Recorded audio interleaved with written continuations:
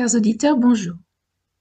Je vous propose, à partir d'aujourd'hui et pour quelque temps, la lecture du livre de Francis Auguste Schoeffer, La mort dans la cité, aux éditions de la Maison de la Bible, 1974, l'édition originale 1969. Avant-propos. La matière de ce livre est tirée de conférences données il y a quelques années au Wheaton College dans l'Illinois. Je n'ai pas cherché à éliminer tout vestige de la forme primitive.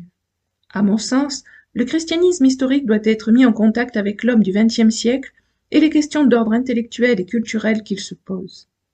Cette tentative a fait l'objet de mes deux livres précédents, Des missions de la raison et The God Who is There. Dans La mort dans la cité, je me propose de démontrer que l'on ne peut répondre aux questions de l'homme moderne sans une exégèse approfondie et un exposé fidèle des Écritures, auxquelles il faut rester fermement attaché.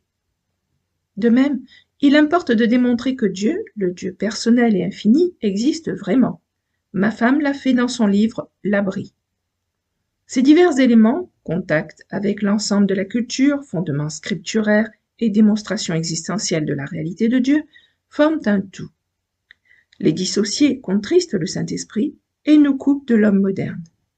Que Dieu accorde une réforme, un réveil et une révolution constructive à l'Église évangélique orthodoxe.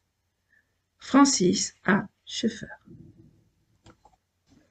Je vais donc vous faire la lecture des 9 chapitres qui composent ce livre, qui m'a apporté énormément de clarté sur la compréhension du monde d'aujourd'hui.